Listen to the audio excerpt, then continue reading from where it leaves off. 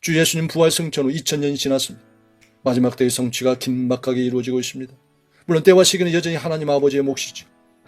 이에 마지막 때의 역사가 시간 순서별 내용대로 전개된다면 이방인의 추수 직후에 적그리스도의 본격적인 등장이 예상되지요.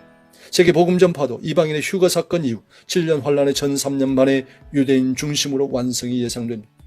또한 이스라엘의 본격적인 회복 사건도 이방인의 휴거 사건 이후의 일이 될 것으로 보이죠.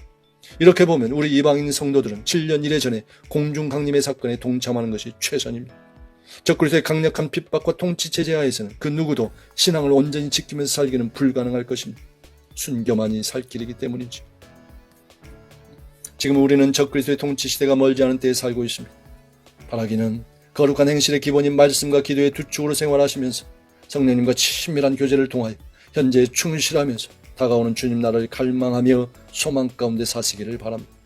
이러한 일상의 삶 속에서 어떤 이는 에녹과 엘리야처럼 데려감을 당할 것이고 어떤 이는 노아와 롯처럼 완벽한 보호를 받게 될 것입니다. 그렇다면 적그리스도가 등장하는 시점은 언제일까요? 이것이 바로 현재 이스라엘과 팔레스타인 분쟁 사이에서 영토와 성전을 두고 벌어지는 일들에 우리가 많은 관심을 갖는 이유인 것입니다. 이 적그리스도는 다니엘 7장과 9장의 기록대로 전쟁과 황폐함을 가져오고 성도들을 괴롭힐 것입니다. 한 일의 절반에는 성전에서 드린 제사와 예물을 금지할 것입니다. 거룩한 곳 성전에 서서 유대인들에 대한 핍박을 가중시킬 것입니다. 뿐만 아니라 하나님의 성전에서 자기를 하나님이라고 높일 것입니다. 그리고는 짐승의 표를 받게 하고 이것으로 성도들을 핍박하고 통제할 것입니다. 이 적그리스도의 정체는 유심히 살펴보면 모두 성전과 관련이 있죠.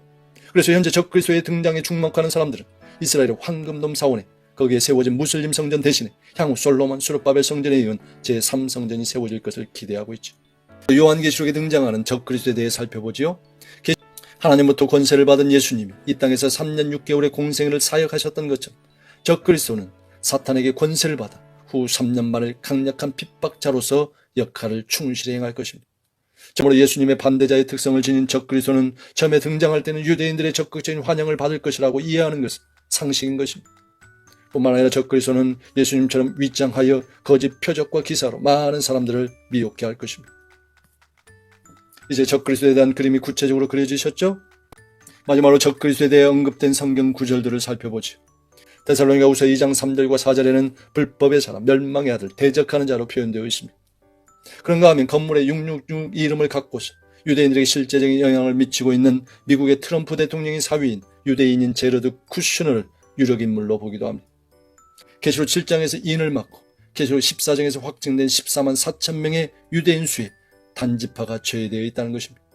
대부분 이 14만 4천을 유대인들의 실제 수가 아닌 상징수로 해석해버리죠. 그래서 깊이 있는 해석으로 나아가는데 때로는 장애가 됩니다. 창세기 49장 16절은 단지파가 그의 백성을 심판하는 자로 묘사되어 있습니다. 장차 적그리스도가 이 단지파에서 나와 동족 백성들을 핍박할 가능성도 적지 않은 것입니다. 천년 왕국을 상징하는 에스겔 48장에는 단지파가 다시 회복되어 등장하죠. 그것도 첫 번째로 기록되어 있습니다. 이러한 것을 보면 14만 4천 명은 실제 유대인 종족수일 가능성이 높습니다. 단지파에서 적그리스도의 출현도 유력해 보이는 것입니다.